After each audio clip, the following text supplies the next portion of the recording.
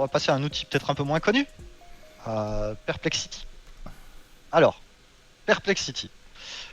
J'ai jamais trouvé de meilleure description que Google Killer. Alors, quand je dis Google Killer, je parle pas de la société, je parle vraiment du moteur de recherche. Personnellement, ce qui me rend fou quand j'utilise Google, c'est que je trouve jamais ce que je cherche. Mais genre, jamais.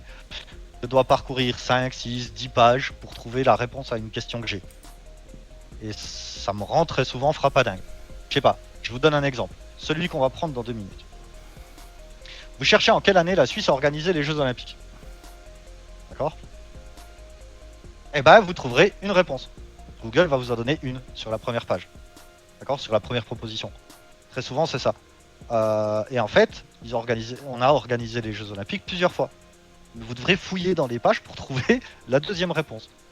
Là où Perplexity est incroyable, c'est qu'en fait, derrière, c'est un LLM. Il y a une base de données dans laquelle votre question sera envoyée. C'est une base de données vectorielle, c'est un truc très spécial. Ça va permettre de déjà faire un tri dans les informations qu'elle va sélectionner. Ça va prendre ce qui correspond le plus à votre recherche.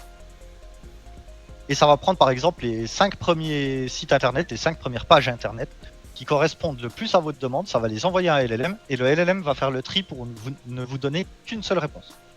Donc si on prend l'exemple en quelle année la Suisse a organisé les Jeux Olympiques, lui directement il va vous dire bah, ça a été organisé à 2 reprises, en 28, en 48.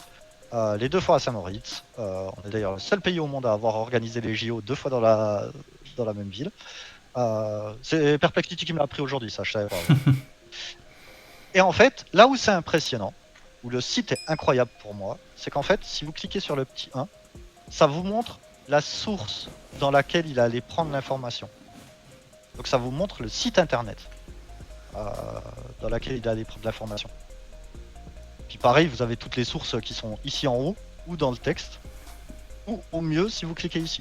Donc là, vous avez les 5 sources qui ont été utilisées pour écrire cette réponse-là. D'accord? Donc il a pris ces 5 sites, il les a envoyés à un LLM. On pourrait croire que c'est OpenAI, mais dans ce cas-là, c'est Llama 3.1.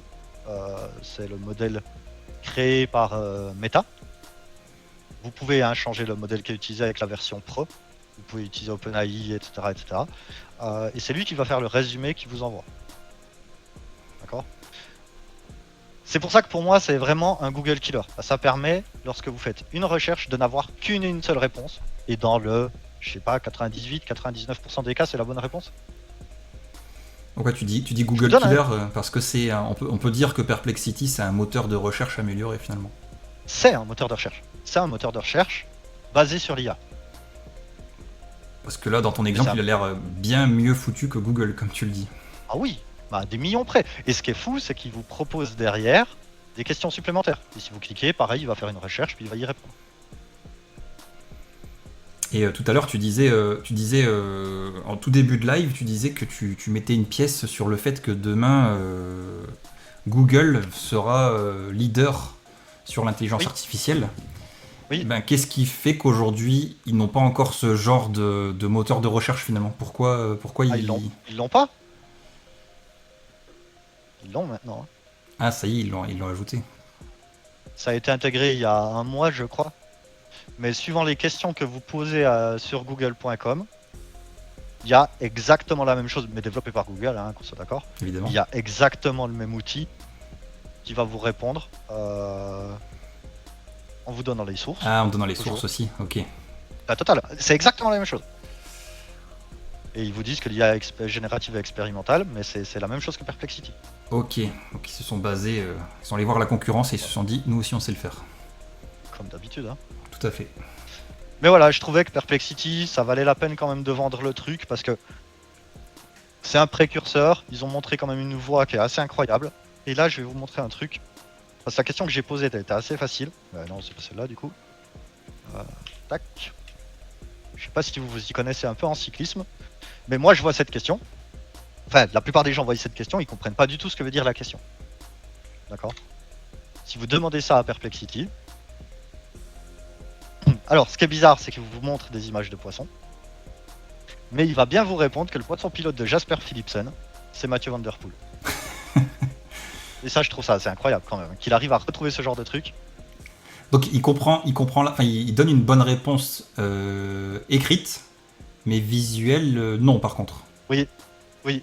Les images qui sont tirées, c'est pas les images du cyclisme, c'est les images de poissons.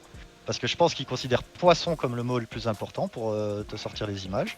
Mais quand il voit Philipsen, il va comprendre qu'on parle de Jasper Philipsen. Déjà, faut le comprendre, hein, parce que je parle pas de cyclisme, je parle de rien. Hein, et le poisson pilote, il va comprendre et aller chercher que c'est Mathieu Van Der Poel.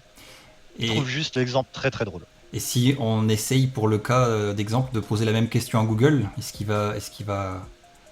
Ah, il retourne... C'est une bonne question ça. Ça c'est une bonne question. Ah, il montre des images de cyclistes, lui. Ah ouais, il montre les références, il montre pas les images. Ouais. Lui, il montre pas d'image, ouais. Il montre où il va chercher l'information.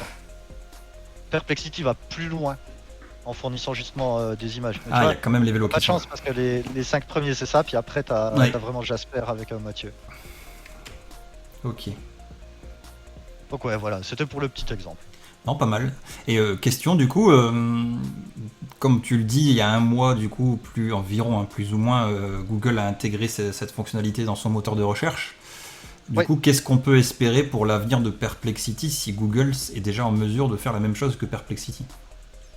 C'est une très très bonne question. C'est un produit qui avait déjà un peu de peine à décoller par rapport à OpenAI. En plus, ChatGPT a intégré la fonctionnalité Deep Search qui permet de faire exactement la même chose, que je trouve moins performante que celle de Perplexity, mais c'est un avis personnel. Donc ouais, Perplexity, je sais pas s'ils vont arriver à trouver de quoi survivre dans un monde aussi concurrentiel. Ok, en tout cas, ils auront eu le mérite d'être les premiers à faire ce genre de recherche avancée. Alors, il y a aussi un abonnement à 20 balles par mois pour Perplexity qui vous permet de faire plus de choses. Et il y a 2-3 fonctionnalités de base qui sont offertes dans le truc. Comme le découvrir, je trouve assez sympa. C'est un truc qu'il n'y a pas sur les autres. Vous pouvez par exemple choisir technologie et sciences et il va vous proposer des news qui sont entre guillemets traduites par l'IA qui vous met à disposition. Voilà. Ça serait pas un peu un Google Actualité? Un peu. Un peu? Mais pas que. Ok. Donc ouais, voilà. Il y a la partie espace qui est super intéressante aussi, qui se trouve là. On va faire un petit exemple d'ailleurs. C'est un peu comme les GPT. C'est-à-dire que si on crée un espace, alors on va faire un truc vite fait. On va lui dire que ça s'appelle analyse de vidéo YouTube.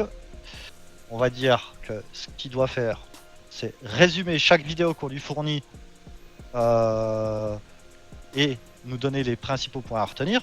On va juste lui donner ça. D'accord? On va lui donner une vidéo. C'est une vidéo sur l'intelligence artificielle. Hein. C'est pas super important. Mais on lui dit rien d'autre que lui donner la vidéo. Et en fait, lui, automatiquement, il va aller prendre les commentaires. Enfin, pas les commentaires, les sous-titres de la vidéo. Il va les analyser. Et il va nous faire une réponse en fonction de ce qu'on aura mis dans les instructions à réaliser. Ok. Ce qui peut être super utile. C'est possible de le faire aujourd'hui dans ChatGPT. Hein. Ah d'accord, ça allait être ma question. Est-ce que d'autres le font? Évidemment. Ah oui. Maintenant que ChatGPT est connecté à Internet, il est capable de faire ce genre de trucs. Et on verra avec Notebook LM que Notebook LM est encore plus fort que Perplexity pour faire ce genre de choses. Par contre, là où Perplexity est assez fort, c'est que dans les recherches que vous lui envoyez, vous pouvez mettre quelque chose comme ça, file type de .pdf, et il saura que dans les réponses qu'il doit vous faire, il ne doit aller rechercher que dans les sources qui contiennent un PDF. D'accord. Vous pouvez mettre plusieurs types de fichiers, hein.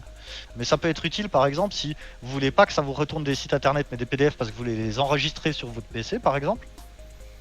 Parce que vous voulez les sources, si par exemple vous cherchez de la documentation, je sais pas, sur la supraconductivité, ça va vous sortir 5, 6, 8 PDF que vous pourrez enregistrer chez vous. J'ai l'exemple ici d'ailleurs, je crois que je l'avais mis, ouais, file type PDF, sur la supraconductivité justement, où ici vous retrouvez à chaque fois les PDF qui sont associés, et quand vous Si on prend la réponse, on va copier la réponse ici. Bah, je l'ai déjà fait là. Ça, c'est si vous copiez la réponse qu'il vous a fait. En bas, il vous met les sources qui sont utilisées. Puis, du coup, là, vous avez le lien vers le PDF.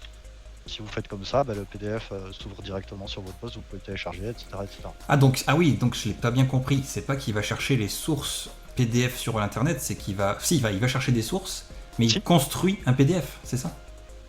Non, il construit la réponse qu'il va te faire que sur la base de données qui sont contenues dans des PDF. D'accord, ok. Et après, ces PDF, il te les met comme sources, comme les sources qu'il a utilisées pour te générer cette réponse. Et toi, tu peux les ouvrir. Bah, tu vois, là, c'est par exemple une thèse de doctorat que tu mettrais peut-être 10 heures à retrouver sur Internet, quoi. Ouais. Sauf que lui, il te la donne direct dans les sources et tu peux aller la lire comme tu veux. Ah, ça fait, ouais, ça fait de la recherche bien précise aussi. Si tu cherches un document, Oui. si t'as connaissance d'un document et que tu sais plus où il se trouve sur Internet, ça peut faciliter la Ça peut recherche. Ouais, Ouais, d'accord. clairement. Clairement. Voilà, donc ça, c'était les petites possibilités autour de Perplexity.